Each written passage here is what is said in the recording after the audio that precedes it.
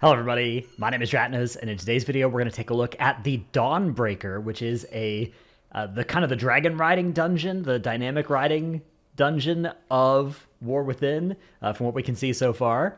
But the mechanics are actually implemented in a really interesting way, interact with the bosses and the trash in very interesting ways, and there's a lot of pretty cool stuff that they're doing here. So we went to this dungeon with 4 people, because a lot of the other dungeons had been somewhat undertuned.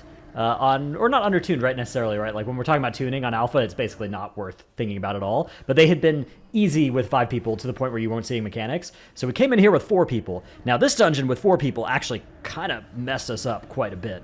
So you start off by, basically, these ritualists are trying to capture your airship, and you need to go and stop them. These pulls, and in fact, a lot of this dungeon has a very high pressure on your Dispel's cooldown. And Mass Dispel in particular, I think, is going to be extremely valuable in this dungeon. Dwarf also extremely valuable as well. You kill off the first pack here. Old General Steel Strike runs on up there and kind of AFKs in front of the ship and is like, okay, here's where we're supposed to go. The Order of Night, if they steal the Dawnbreaker, that's not going to be good. That's one of the things we're really trying to avoid here. So we get on the Dawnbreaker and try and stop that. And we have this pack here. There's a lot of kind of RP combat happening over on the sides. I don't know if these mobs in RP combat are going to be worth count or anything, but they're pretty easy to not pull. But as soon as you get in combat with this, you'll see, if you look at the background here, the ship starts moving. The ship takes off. So we are now airborne on the Dawnbreaker. You're killing off some more mobs here. Nasty bleeds going on the tank, and curses coming out, as well as regular dispels, just kind of all throughout this dungeon that are various degrees of dangerous. And we have another trash pull that kind of is at the front of the ship that you need to, or I guess we chose to take out. I don't know if you necessarily need to. But now what's happening is there are 2 airships on our side, which is scary, I guess. They're attacking our airship, and we need to stop them. They also have, you'll notice kind of the whole sky has gotten darker here. Hallowfall is a zone with a big light crystal that sometimes goes into like void cycles, shadow cycles, and it looks like during this dungeon the enemies have like empowered the dark side of that crystal. Okay, so now you kind of get this. I think we have to kill so maybe you do have to kill all 3 of these trash packs that are on the boat before we can get Dragonriding empowered. But the next kind of objective here is to get onto those side airships that are attacking our airship and stop them, right? Blow them up, get them out of there. So once we've killed off this third kind of pull of mobs that aren't in just RP combat with friendly mobs here, they do the Stygian Seed thing. This is this debuff you can see on me. When this expires, it'll knock people back, although it does also go away when the mob who applied it dies. So I didn't dispel it there, but right before it would have expired, that happened. So once you kill off all 3 of those packs, now you can see we got a new debuff that lets us Dragon Ride, and you can now just take flight. Obviously, as a druid, you can just take flight in flight form, and we can get over to these side airships here. So, got to figure out which one you want to get to. And here we have some Nerubians that are webbing the Dawnbreaker. That's not good. We want to stop them from doing that. Tormenting rays, blasting damage on the tank.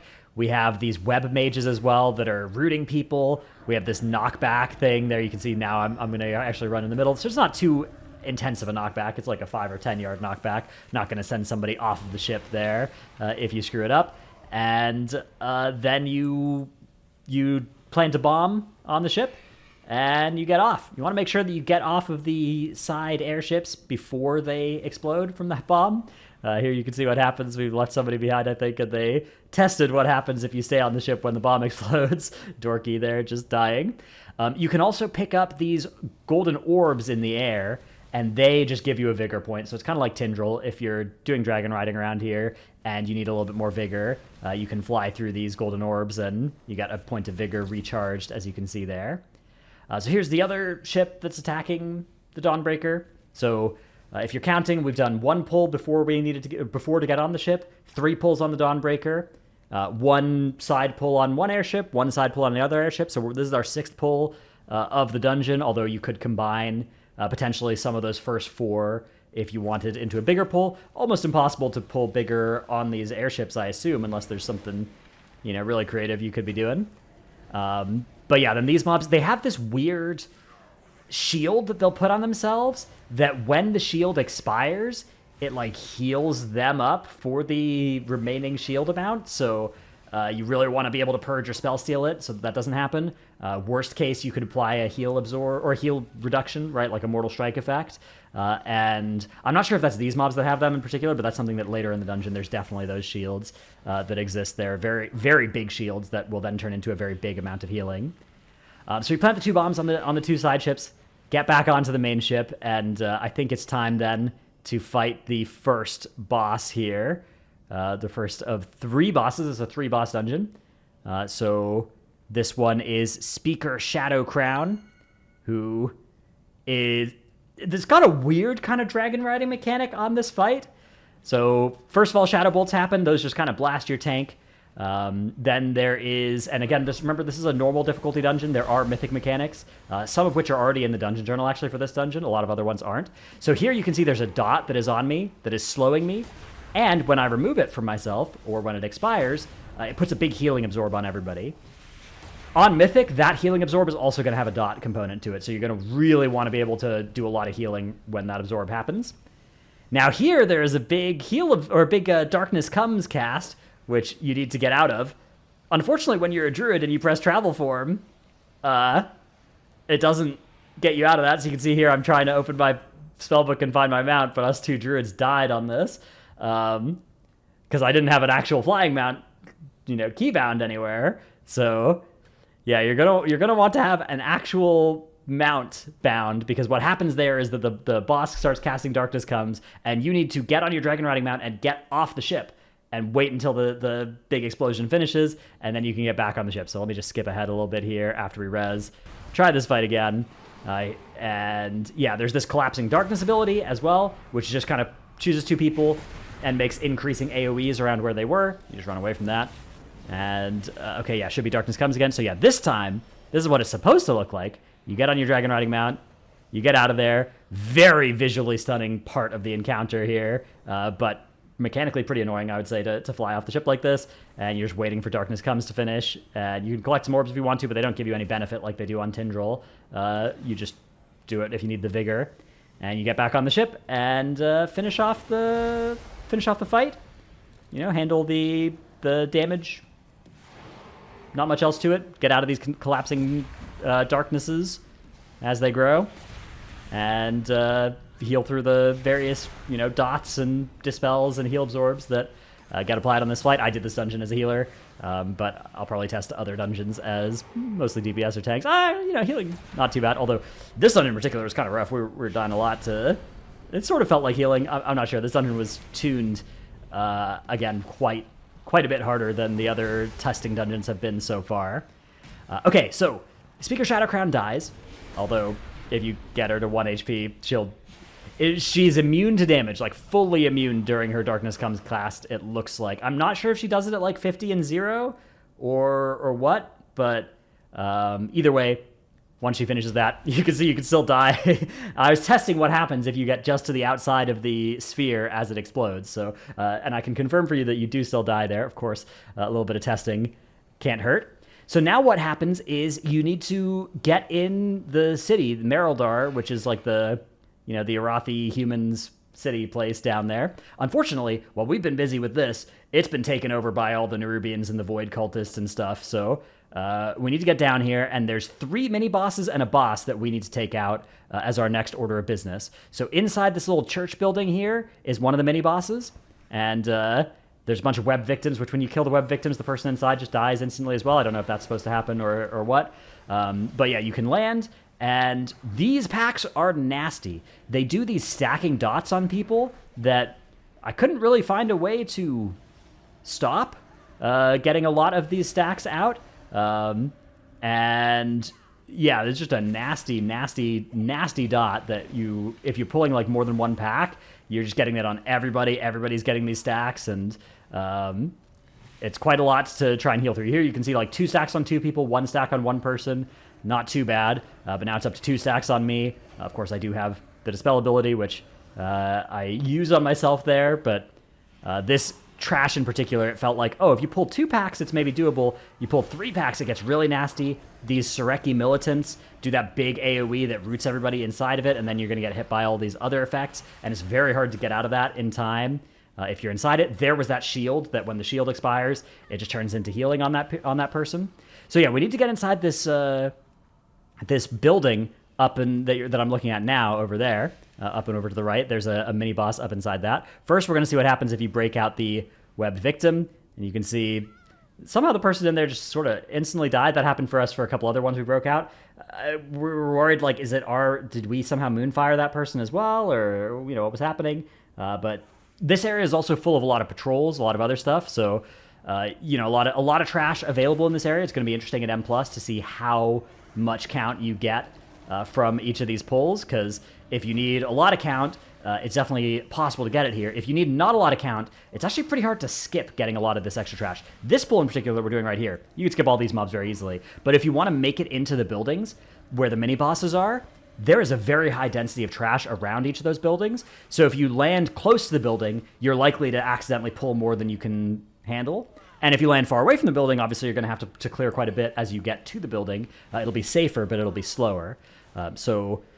Yeah, I'm curious what they do with the count situation in this dungeon to make that good. There's definitely, if you do too much or too little count in this area, it's going to feel pretty bad. But if they land it right, of course, they should try and do the right amount for all the numbers. That's my genius advice here. But here, so look at this pull. We're pulling, this is basically, there's 2 little packs of 2 at the bottom of the stairs and 1 big pack at the top. And look what's happening. We instantly have 6 now total debuff stacks on the group. I dispel 1, and we're back up now to 8 total stacks. Patrol has come in on the side. Everybody's health bar is just getting owned.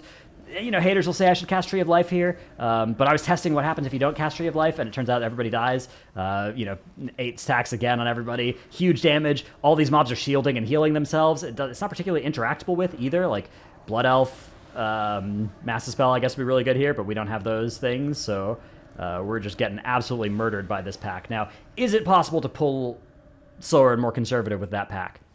Yes. 100%. You could pull less there. But is it very, very easy to pull all that stuff that we just pulled? Like, yes, that's not like MDI pull, let me just spend 30 seconds running around gathering all the trash. It was much more a case of like, let me just run up and pull, kind of one big pull and the 2 nearby small pulls that come with it, and then, oh crap, a patrol got added into this, right? That was what happened to us on that pull. So definitely a very scary way. Luckily, there are 3 entrances or 4 entrances to this church, so you can go around the sides or the back as well. But we tried, I think, once again to handle the front a little bit more slowly. But the patrolling militant that's over there, very obnoxious. Very high mob density in this area, right? You think about a dungeon like Knock It Offensive, which is one where you can kind of drag and ride in wherever you want in there. And there, the mobs are pretty far spread out, so it's very easy to just land on one pack and kill it. And if you want another pack, you really have to choose that. In this pull that we're looking at here, like, the mobs are very close. Even over to the left, you can see the mobs are very, very close that you could pull. I guess they're just out of frame right now, but there's a patrol that comes very close up to the left as well. So there's 2 patrols, I think, or maybe it's not a patrol, but it's just a close pack that is very easy to accidentally pull if you're trying to play away from where the other stuff is. So we tried again to sort of get in this area. This is a very unsatisfying pull, of course, right? 2 mobs. You maybe do 4 mobs if you wanted to, but yeah, you can see there inside the building is the actual mini boss that we're looking for. But yeah, now we have pulled the top pack and the bottom pack, and there's a patrol coming in from now the left. Again, we have all these beams coming out, all these swirlies to dodge. The patrol gets added in as well. Now you want to get out of range of this patrol because it does this big web wrap nova, but we've now pulled that front pack that didn't want to come in. Absolute disaster, absolute catastrophe. We were trying to avoid that happening, but we weren't trying particularly well to avoid that happening, right? Like, obviously, there's a way to pull in that area that doesn't happen, but the point is, it's an easy mistake to make in that area for sure, is pulling all that stuff. Especially with those patrols. The militant really denies a lot of space with that big nova, or you could just get rooted, but if you're getting rooted and you're fighting a lot of other mobs, a lot of swirlies, very nasty area. So instead, I think this is the point where we kind of thought outside of the box, and we're like, okay, what if we get in the building from the other sides? which there is up over here. There's a back balcony that you can get on that you can see over there. And there's also these two side entrances, and there aren't patrols, at least in this area. Maybe there is a patrol. Maybe that first militant we killed was the patrol that would have been walking up here, but we've killed off enough that this is just a one pull, and with one pull, much more realistic here, right? You're getting these things to dodge, these frontals to dodge, but you're not getting rooted in them. You're getting these debuffs stacking on us. It's still a lot of debuffs. Like, look at these debuffs on the group right now. I have 2 stacks. Dorky has 2 stacks. Our mage has 1 stack. We have a lot of debuffs to deal with on this pull. Now those have stacked up again. So, you know, that represents quite a lot of danger, quite a lot of healing that needs to get done in this area. But it's doable, right? If you're fighting 2 of those packs and you're dealing with twice as much of that stacking, it's really, really nasty. Then you get inside, we have another pull to do. If you come from the front, you don't have to deal with this pull, but if you're coming from the back or the sides of this building, you do have to deal with this pull. And it's just another one of those pulls. You see that huge umbral barrier on things that is just giving them a big absorb, and then when the absorb finishes, it turns into a big heal. But spell steal really OP there. You can see our mage spell stole that, and is just now having the best possible time. So yeah, spell steal is going to be insane in this area. You're going to be spell stealing a huge shield that's going to turn into a huge heal. Basically completely no need to heal a mage that has spell steal here, and they're doing that spell steal global they're doing is more damage than anybody else in the group can ever hope to do with the way that shield is currently tuned. Now we move on to the first mini boss, and the way that this area works is really interesting. So there's kind of a patrolling boss, and then there's the 3 mini bosses that each live in a house, and each mini boss does a boss ability. So there you can see that Radiant Decay ability that just blasts everybody for damage. Once you kill the mini-boss, the boss's version of that ability gets weaker. So you can see this Radiant Decay here, it's pulsing like every half second. If you don't kill this mini-boss, the boss's is also going to pulse every half second. If you do kill the mini-boss, the boss's is only going to pulse every 1 second instead. And also, the boss gets a 30% damage dealt increase and a 50% health increase for each mini-boss that you haven't killed. So in theory, you could fight the boss right away. You could just land on the boss. It can be dealing 90% more damage and have 150% more health, and it can have all 3 of its big abilities amplified. And that's something you can do if you want to. Or you could kill one mini-boss, and it's got 2 amplified abilities and 60% increased health and 100% increased damage. You kill 2 mini-bosses, it's only got 30% increased damage and 50% increased health now. That's much more feasible, right? And it has 1 amplified ability of your choice, whichever one you think is the least bad, or you can just kill off all 3 mini-bosses and your life's a lot easier. Here you can see that boss is about to patrol on us. If you look on the mini-map there, just over to the right, that boss is about to walk in, and it still has, so its Radiant Decay isn't amplified, that's just a big AoE nuke, but its other 2 abilities are. So this one, Dark Orb here, slows us all by 95%, and also does big pulsing damage until it connects with somebody, at which point it blasts the group for a bunch of damage. Absolutely nasty. This Fear is an 100-yard AoE around somebody, and instead of being like a 20-yard AoE around somebody, a 15-yard AoE. But at least Radiant Decay is only pulsing damage half as often as it otherwise would. But the boss still does have, massive increased health and damage, right? 60% increased health, and or 60% increased damage and 100% increased health.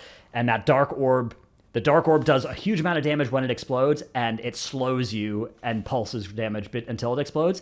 Once you kill the Dark Orb caster, that bit goes away.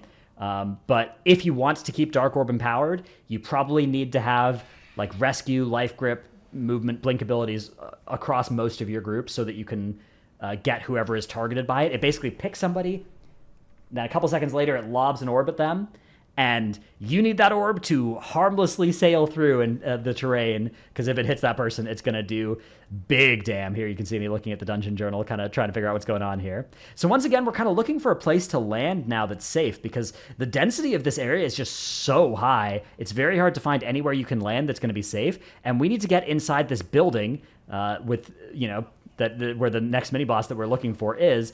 But, look around. There's trash everywhere. There's patrols everywhere. It's really quite harsh to find a place that you can land that is somewhat, where you can just kill one pack and then have, a beachhead. That is I think it's a bit much. Maybe it's the intended feel of this dungeon. Or maybe it's just because the dungeon was tuned so high, we were trying to kill this with 4 players instead of 5. Maybe that's what was going on. But it certainly felt oppressive while we were doing it. that may be part of the intention, or that may be a relic of just various factors on alpha that aren't intended to make it to live. But yeah, that was our feel here. So there's the boss again. You can see with the 60% damage done increase and the other effects, we decide we don't want to pull it with the double empowerment. We want to find a way to get to that mini boss, or to either mini boss. There's 2 mini bosses, right? One inside this building up here. And so, yeah, it's kind of nowhere safe to land. So we're like landing on the roof if we can to try and set this pull up. But like, where do you even land safely to kind of get started here? We just kind of have to hot drop after our tank gets in there, which, I guess is kind of cool, but it's definitely pretty sketchy. And this one, at least we were able to pull just 1 pack and the mini boss at once, which is, pretty good, all things considered. There you can see that Dark Orb ability that this mini boss has. There's no way we can fight this in a area where we have enough space to kind of spread out and let that Dark Orb target somebody and sail through harmlessly. So we just tank it, which is not too bad because, of course, unlike the boss, the mini-boss here doesn't have a 60% damage amp. Now the boss just has a 30% damage amp and a 50% health increase. I wanted to fight it and just deal with that, but Dorky was a coward and was like, no, we gotta kill all the mini-bosses first, which... so we came to this building as well, and...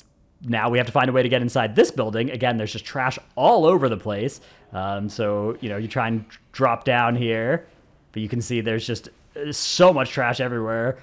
Instant death. And we're, kind of circling the air here looking for a way in. Eventually, I propose, all right, what if we go through the balcony again? And, yeah, there's not really a good, Here you can see I'm setting up my mass res. Got to pop open the old spellbook to find the mass res. There it is, revitalize. Yep, nicely done, me. But yeah, there's not really an obvious entrance to this building. There's one that's kind of off over to the left. But if you do that, you have to go through 4 rooms before you can get up to where the mini boss is. There is, however, a way in that is the balcony that. So here you can see I'm kind of trying to do some scouting around, trying to look for a way into this building where the last mini boss is. And there's not really an obvious one, right? There's the door just down there, or there's the balcony. I think the balcony is the easiest way in. It's kind of the only way. Yeah, there's the door as well, you can see, but over on the other part of the building, so you'd have to go up through that sky bridge and everything. So instead we try and drop on the balcony. Dorky has a little maneuvering issue, but does eventually manage to land there. And then we get this pull going, and again, extremely confined area, right? You have all these swirlies to dodge, and you're fighting in a 2 square foot little room, so that's going to be very nasty. Or you can start heading into the building, but now you've got this mini boss here, and this mini boss does the AoE fear. Now the AoE fear, the way that it works is that it targets somebody and it does a fear on everybody that's inside an AoE around them. So let's see when we first get that ability being cast. There it is. It's on our paladin. Oh no, okay, it already went off. It already exploded for fear. So let's see if we can catch it the next time it gets done. Visual clarity, obviously, a little bit lacking when you're fighting this much stuff in such a small place. There it is. Terrifying Slam comes out. Bang! Fear on everybody that was in the AoE of it. And unfortunately, we've lost a gamer as well. But once we've gotten all this trash taken care of and it's just the mini boss left, it becomes a lot more realistic to get through this. There it is again. Terrifying Slam. Bang! We're all getting feared. And really obnoxious fear. So, I don't know, this area felt oppressive, difficult, annoying, very confined space. But I really like the idea that they're going for here. I really like the agency that they're offering us with how we can pull these different packs, how we can pull the different bosses, mini bosses, right? Whether you want to fight 1, 2, or 3 mini bosses. I suspect the answer is going to be 2 or 3 almost always, but that depends on how they tune it. But they definitely, it's sort of reminiscent to Court of Stars, where it's oh, you have to get these 3 mini bosses out of the way. Except unlike Court of Stars, you don't get that owned if you leave one alive, all right? But there you can see the Dark Orb unempowered, right? You just dodge out of the way. It goes harmlessly off into the distance. Very easy to do. Unfortunately, we've found a way to pull even more trash here, which... This area with unaware pugs is going to be hell. You're just going to be pulling all kinds of the dungeon. That's what happened here. That is a tremendous risk in this area. But again, you can see Dark Orb coming out, targeting me again. So just wait for it to form, move out of the way. No huge slow. There's that AoE fear slam that's going on Dorky. And even though it's only 15 yards instead of 100, he still hits me with it because I hate him. And we do end up still wiping to this, but mostly just because we accidentally body pulled a bunch of trash. So do want to try and avoid that if you can. Eventually we get back. We fight the boss again. We try not to pull the trash. We tank some of those dark orbs. It's not the end of the world. We have this terrifying slam. Not hit the whole group. Doesn't do too much bad at all. This Radiant Decay does some AoE damage, but you can see health bar is not moving too much, right? Very survivable. And yeah, that's this fight. That's the second boss here. So took us a long time to get through this area. Some of that's our own fault. Some of that was bad play. Some of that's us playing with 4 people. Some of that is alpha tuning. But I do think also some of it is they've just made a pretty tough area there. As you can see, Dorky intentionally griefing and fearing all 4 of us for fun. So once you get this boss killed, you get back to the Dawnbreaker. You need to get back to the Dawnbreaker because while we were busy down there, unfortunately, they've retaken the Dawnbreaker. So really unfortunate we can't be in 2 places at once. But you get back to the Dawnbreaker, and you can see there's a Dark Architect over here. This is a little like mini-boss mob as we're getting closer to that crystal up there, that dark crystal. Again, the aesthetics of this dungeon and this zone, just absolutely phenomenal. But yeah, this Dark Architect doesn't seem to do too much. Little AoE spread thing that targets 2 people, summons a couple of ads that need to take care of, these Shadow Stalkers, Shadow Mages, a couple of casts on each of those. But again, we're not looking at casts here that seem particularly brutal.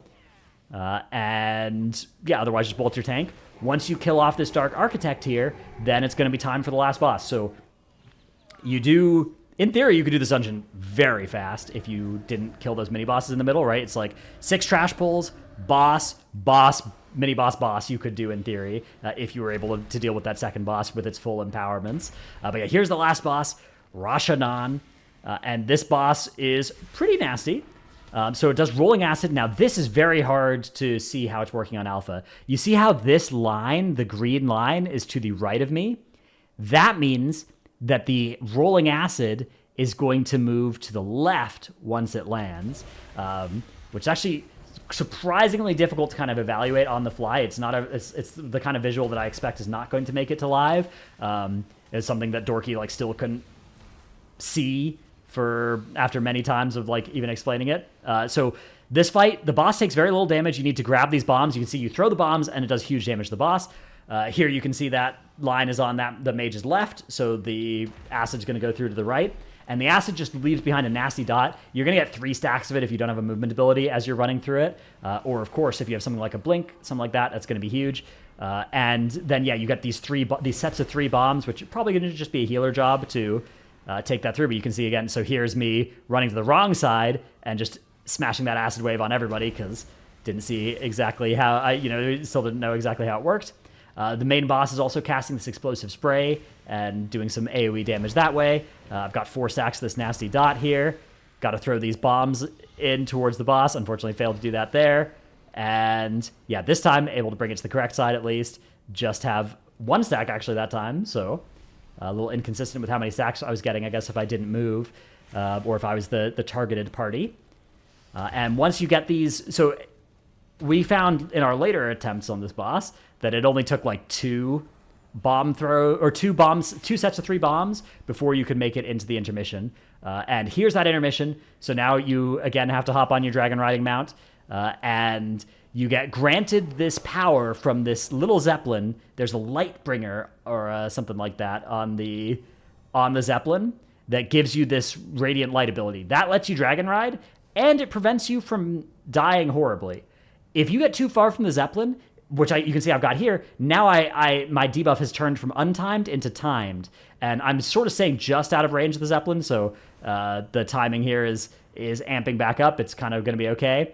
But if you let that debuff run out, you die. That's what happened to Dorky there. He got too far from the Zeppelin for too long. He died. It looks like maybe flying through the light orbs extends that duration by 2 seconds as well, maybe, or maybe not. But yeah, you just want to get here. This is where you fight the end of the boss. But yeah, you can see here that instantly kills after 10 seconds of darkness. And yeah, flying through those orbs, I guess, gives you a little bit more time. And the Lightbringer here, then once you're near him, he gives you enough light. And then... yeah, the way it works is you're supposed to kick the boss here. It's gaining stacks of a damage increase, and it's immune to damage. Unfortunately, it just doesn't do that much damage. Doesn't really stop you. So I was here for a little while, waiting, because we'd all died to the darkness. Eventually, I was able to go die. We tried the boss again.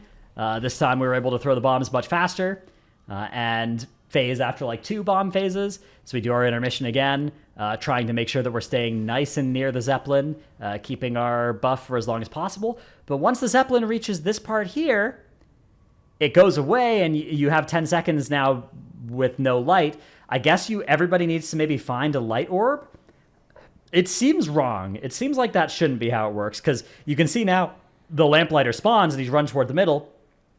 He's just about to cast the thing to give everybody safety, but he doesn't get there in time. So I guess maybe the idea is that you have 5 players all finding an orb, but it's not like there are a bunch of golden orbs scattered around there. The golden orbs are left behind by the Zeppelin as it's moving. So I suspect that's just not how that's supposed to work at the end there. And you're supposed to be able to, I suspect that mechanic is mostly saying like, hey, you need to get to where the boss is within these 10 seconds, and then the lamplighter will be there giving you light.